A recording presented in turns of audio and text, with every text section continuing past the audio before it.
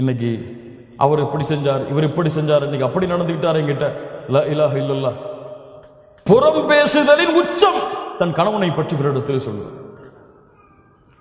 உன் கணவன் பிரச்சனைக்குரியவனாக இருந்தால், உன் கணவன் உன்னை துன்புறுத்தினால், வேதனை செய்தால், யாரிடத்திலே முறையிடு? நீ உன் தோழிக்கு சென்று உன் கணவனுடைய குறையை வெளிப்படுத்துவாயா? அது பாவம், குற்றம். அல்லாஹ்விடத்திலே முறையிடு. அல்லது நீங்கள் இருவரும் பேசி ஒரு சமாதான முடிவை கொண்டு வாருங்கள். அல்லாஹ் ரப்புல் ஆலமீன் அதை தெளிவை கொடுப்பான். ஏன்? உங்களுடைய கணவனுடைய உள்ளத்தை மாற்றுவது யாரிடத்தில் இருக்கிறது? உங்களுடைய கணவனுடைய ஒரு குணம் உங்களுக்கு பிடிக்கவில்லை. கணவன் எப்போது பார்த்தாலும் எரிந்து எரிந்து விழுகிறாள். என்ன செய்வது? உங்கள் தோழி இடத்துல என் கணவன் எரிந்து விழுகிறான் என் மேலே, அவர் தாய் இடத்துல ஏமா கல்யாணம் பண்ணி வச்சீங்க, அவன் எரிஞ்சு விழுறாமா என் மேல அப்படின்னு சொல்றதா? அல்லாஹ்விடத்திலே முறையீடு. அல்லாஹ்வுடைய 2 விரல்களுக்கிடையே உள்ளங்கள் இருக்கிறது. அவன் நாடியவாறு மாற்றி அமைப்பான். அநீதம் இழைக்கப்பட்டால் அந்த அநீதம் செய்தவர்களுடைய பிரார்த்தனை அல்லாஹ் அங்கீகரிப்பான். உன் கணவன் உனக்கு அநீதம் இழைத்தால், உங்களுக்கு அநீதம் அழைத்தால், அல்லாஹ்விடத்திலே அந்த அநீதத்தை நீதமாக மாற்ற பிரார்த்தனை செய்யுங்கள். அல்லாஹ் மாற்றுவார். 6வது, என்ன இருந்தாலும், என்ன பிரச்சனை வந்தாலும், என்ன மனதுக்கு விருப்பம் இல்லாததாக இருந்தாலும் நேரடியாக அந்த கணவனிடத்திலே திறந்த மாதிரி பேசிவிடுதல். ஓப்பனா சொல்லிடுறது, இதாங்க பிரச்சனை, இதான் நமக்குள்ள சண்டை வர்றதுக்கு காரணம், இதை நம்ம திருத்திக்கிட்டா நம்ம வாழ்க்கை சிறந்ததா இருக்கும். மறைச்சு மறைச்சு மறைச்சு மறைச்சு மறைச்சு வெளிப்படையில வந்தா முகத்தை புன்சிரிப்பு வச்சுக்கிட்டு உள்ளத்துல வந்துட்டானே அப்படின்னு நினைச்சு கொண்டு உங்களுடைய வாழ்க்கையை ஓட்டுனீங்க, உங்களுடைய வாழ்க்கை மகிழ்ச்சியான வாழ்க்கையாக இருக்காது. மகிழ்ச்சி என்பது உள்ளம் சம்பந்தப்பட்டது. உங்களுடைய நாவும் முகமும் மகிழ்ச்சியாக இருந்தால் அது மகிழ்ச்சி கிடையாது. அல்லாஹ் ரப்புல் ஆலமீன் அதனால் தான் சொல்லுகிறான் சூரா நிசாவுடைய 128வது வசனம், பெண்களே, உங்களுடைய கணவன் உங்கள் மீது அநீதம் இழைப்பதை நீங்கள் பயந்தால், உங்கள் கணவன் உங்கள் மீது அதிர்ச்சி கொள்வதை நீங்கள் பயந்தால், நீங்கள் இருவரும் சமாதானமாக மாறுங்கள். வஸ்ஸுல்ஹு கைர், நீங்கள் சமாதானம் அடைவதுதான் சிறந்தது. அல்லாஹ் சொல்கிறார், இருவரும் பேசி சமாதானம் அடைவதுதான் சிறந்தது. அதனால் பிரச்சனை என்று வந்தால் உடனடியாக நாளைக்கு பேசிப்போம், நாளை கழிச்சு பேசிப்போம், அடுத்த நாள் பேசிப்போம். எங்க இந்த குணம் உங்களுக்கு மாத்திக்கிட்டீங்கன்னா ரொம்ப நல்லா இருக்கும். நம்ம 2 பேருக்கு இடையில சண்டை ஏற்படுத்துறது இந்த குணம் தான், இதை மாத்திக்கொள்ளுங்க, அல்லாஹ் உங்களுக்கு அருள் செய்வோம். அவ்வளவுதான். அல்லாஹ் ரப்புல் ஆலமீன் அவனுடைய அருளால் அந்த குணத்தை அல்லாஹ் ரப்புல் ஆலமீன் மாற்றுவான். 7வது, கணவனை பிறரோடு ஒப்பிடுது. அவருடைய சேலரி அவ்வளோ இருக்குங்க, ஏங்க நீங்க இவ்வளோ சேலரி வாங்குறீங்க? அவரை விட நல்ல திறமையாளையான் இருக்கீங்க, நீங்க அவங்க மாதிரி நடந்து கொள்ளல? அவர் மனைவிக்கு அதெல்லாம் வாங்கி கொடுத்திருக்காரு, இப்ப சேலரி வந்த உடனே நீங்க எப்படி இருக்கிறீங்க? லா இலாஹ இல்லல்லாஹ். இந்த ஒப்பிட்டல் கணவன் மனைவியுடைய வாழ்க்கையில் மிகப்பெரிய பிரச்சனைகளையும் குழப்பங்களையும் ஏற்பட்டு,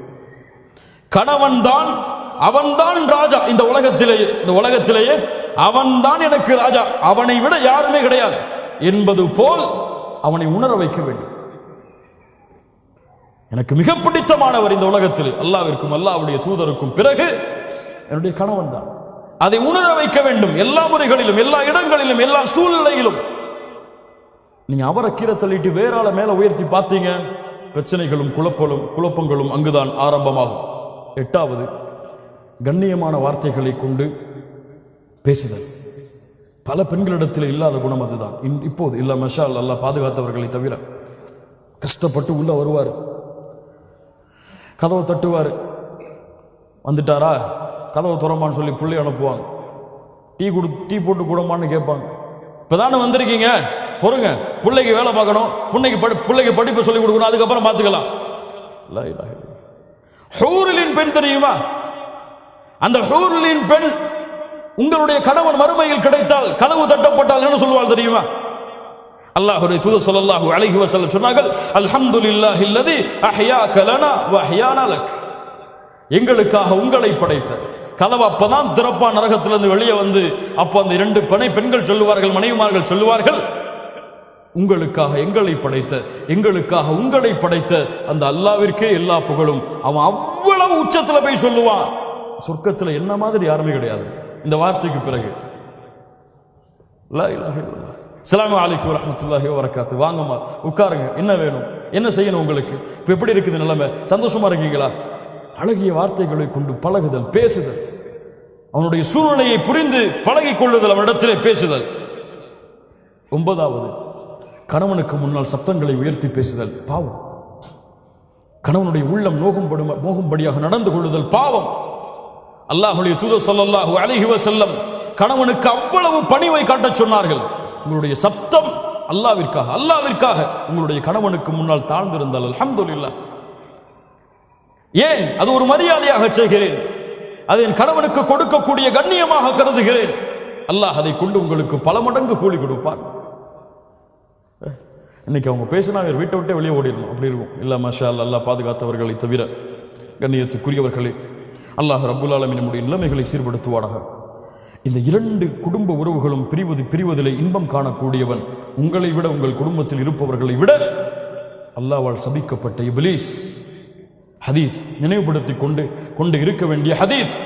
அல்லாஹ்வுடைய தூதர் ஸல்லல்லாஹு அலைஹி வஸல்லம் சொன்னார்கள், இப்லீஸ் தன்னுடைய அரிசை சிம்மாசனத்தை கடலிலே அமைக்கிறான், தன்னுடைய படைகளை அழைப்பான், வா வரிசையா வாங்கப்பா. என்ன செஞ்சீங்க? இந்த மாதிரி அங்க போன, அவரை புறம் பேச வச்சுட்டேன், போ போ. நீ என்ன செஞ்ச? போய் பேச வச்ச, போ போ. என்ன செஞ்ச? திருட வச்ச, போ போ. எல்லாம் பாவம் அடிக்க கொண்டே போவா. இப்லீஸ், நான் ஒண்ணு செஞ்சேன். என்னடா செஞ்ச? என்னப்பா செஞ்ச? 2 கணவன் மனைவி சந்தோஷமா தான் இருந்தாங்க, நிம்மதியா தான் இருந்தாங்க. சின்ன வார்த்தைய மனசுக்குள்ள போட்டேன், இதை பேசுறா அப்படின்னு. அவர் பேசினார், மனைவி பேச ஆரம்பிச்சாங்க. அவர் இவரை பத்தி பேசினார், அவங்க அம்மா அவருடைய குடும்பத்தை பத்தி பேசினார். நான் சொன்னேன், அவர் மட்டும்தானா? நீனும் பேசு, நீனும் பேசு, நீனும் பேசு. 2 பேரும் சந்தோஷமா இருந்தாங்க.